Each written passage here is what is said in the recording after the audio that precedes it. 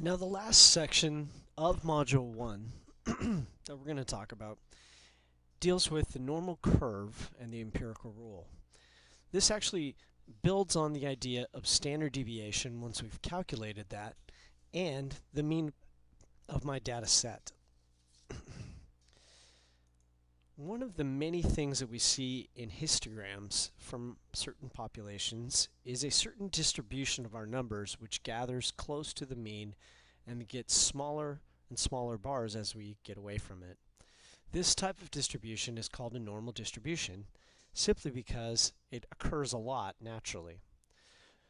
Normal curves are bell-shaped and symmetrical, and those bell shapes can take on various types of looks to them. Here's a picture of three curves that are all normal curves but have different shapes. The two symbols here, you'll notice, are a little bit different than what we've seen. This first symbol here is a mu symbol. It means mean of a data set when that mean is a population. A lot of times we differentiate between populations and samples. You'll recognize this one from our last section. This is the sigma symbol, and it simply means standard deviation of a population. So both of these, we're talking general about populations as a whole. You'll notice that for these different bell shapes that we have, the mean is the center of all of these bell curves. Here the mean is -2, here the mean is 3, here the mean is 9. And so the mean determines where along the axis our curve is centered. The other thing you'll notice is with the standard deviation, depending on its value, whether it's a larger value like 2 or a smaller value like 1/2, that changes the overall shape of the curve. The smaller the standard deviation, the less my numbers are deviating from the middle. And therefore, the numbers are kind of crunched up and we have a really high bar graph or histogram. And the more spread out they are, the less height we have on our bars because they're more spread out. As you can see, the mean and the standard deviation really determine the overall shape of the bell curve, though they all carry the same properties as all normal curves. The places where we see these distributions are in everyday measurements. For example, if we talk about the heights of men and women, those tend to fall within a population into a normal distribution. Shoe sizes, IQ test scores, standardized test scores, pregnancy duration, all of these tend to fall into a normal distribution. Now you all out there can't really see me, but I tend to be a little bit shorter than most people. Not too short, but on the shorter end. And therefore, when I go shopping and I'm buying shoes, or if I'm buying shirts or pants, I tend to have a harder time trying to find the size that fits me with the style I want. There tends to be a lot of people in certain sizes, but then the smaller sizes tend to have fewer choices. That's because when the makers of the shoes and the pants and the shirts are looking at the population of the whole, they tend to have more heights within a certain area because most men and women tend to fall into different heights and sizes. And so we see this occur all throughout for lots of different types of measurements. The general properties of a normal distribution. It's symmetric and bell-shaped, as we saw. It's completely determined by its mean and its standard deviation.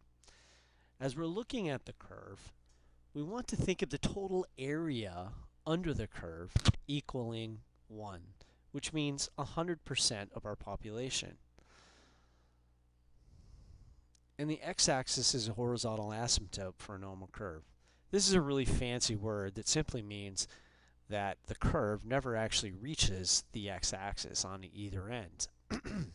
Now that's true theoretically, but for shoe sizes and pant sizes and heights, etc., there are definite limits to how far to the left or to the right those curves are really going to go. But from a theoretical standpoint, that curve never really reaches the x-axis. It just keeps on getting closer and closer and closer. So let's look at a real world example. Here's a in this sample, we polled 3,264 female students, and we recorded their various heights. We found the mean to be 64.4, and the standard deviation was 2.4. And then we took all those numbers and put them into a frequency distribution table. What you can see here is a number of people, women, that fell into these various height categories. You can see the way that they did this, they basically have a width of 1, 56 to 57, 57 to 58, etc. And all the various frequencies. Then we turned them into percentages, and with those percentages, we created a distribution chart, a histogram, if you will.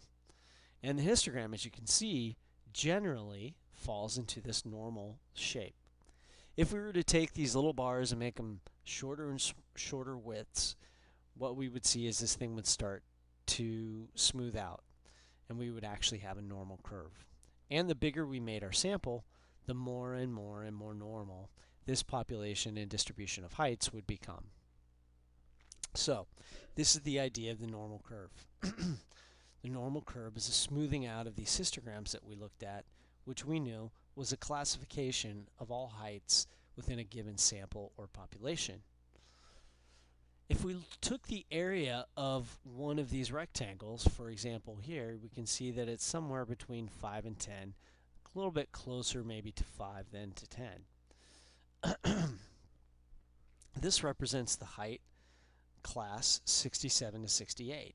If I come over here to 67 and 68, we see the actual height of that bar was at 0.0735. So it was almost right in the middle between 5 and 10.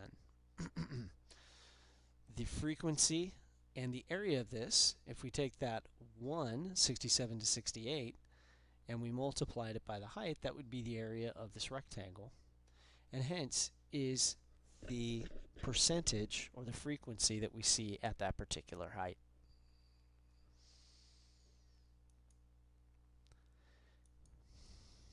Now, we're going to talk a lot about the normal curve in the future, but the first rule we want to get ourselves familiar with is called the empirical rule. Because what we find when we find the standard deviation of a population, kind of compare that up with the mean of the population, that this interesting thing happens. We call this the empirical rule or the 68, 95, 99.7 rule. Your book actually refers to it as the standard deviation rule, but that's something I've only seen in our book, and this is probably the way that I will reference it most of the time. So, what we find is that approximately 68% of my population will fall within one standard deviation of the mean. Secondly, approximately 95% of the population will fall within 2 standard deviations of the mean. And then thirdly, if we go out 3 standard deviations of the mean, about 99.7% of my data will fall within that area. Let's take a look at this in an example.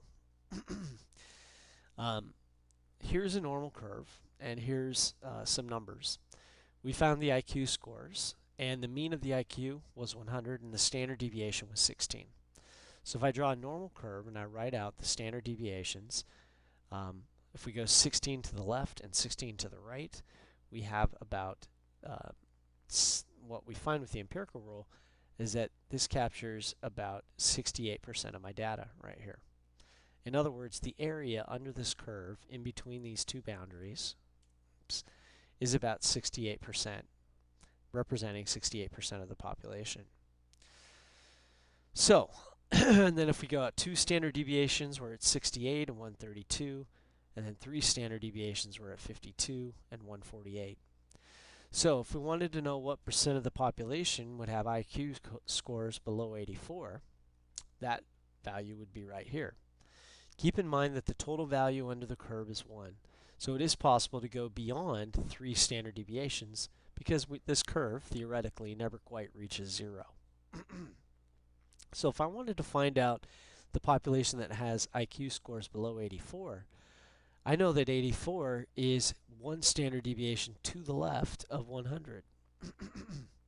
Now, between 84 and 116, I know I also have 68% of my data. If 68 lies between these two numbers, then I know to the left of 84 and to the right of 116, it would be 1 minus 0.68, which is 32%. So let's recap really quick. 68% of the curve is between 84 and 116, and then the two tail regions that are left out contain a total of the complement of that 100 minus 64, which is 32. So since 32 lie below 84 and above 116, if I just want to find out the IQ scores below 84, I'm going to take half of 32, and that would give me 16%. So 16% lies below 84, and 16% lies above 116. The area in between these two is 68, according to the empirical rule. Now, if I wanted to know the percent of the population that have IQ scores between 84 and, say, 132, notice that I'm adding to that 68% this little area of the curve between 116 and 132. Between 68 and 132, I would have 95% of my data according to the empirical rule, because they're both two standard deviations away from the mean. So 95% is between here and here. 68% is between here and here. So if I wanted to know the little area in between those two, between 68 and 84 and 116 and 132, I would take 95%, which is the area between these two, and I would subtract out 68%, which is the area between 84 and 116. That leaves me with the area between 116 and 132. Subtracting 95 and 68 gives me 27. In other words, 27% lie between 116 and 132 and 68 and 84. So if I take half of that 27%, I will have the added extra area here between 116 and 132, which I needed to figure out in order to figure out the area between 84 and 162. That little area there is 13.5, which is half of that extra 27%.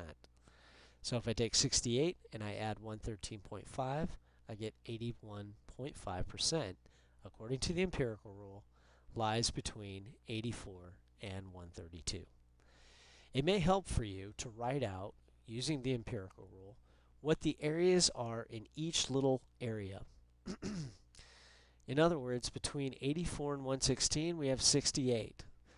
And so between the mean, which is 100, and 116, that's 34%, half of 68. And again, over here, 34%, half of 68.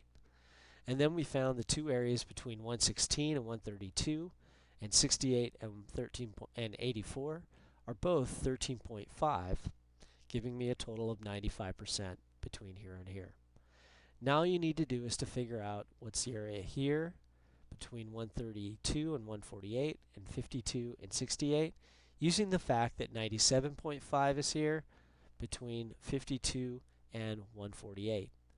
Don't forget also the area in your tails.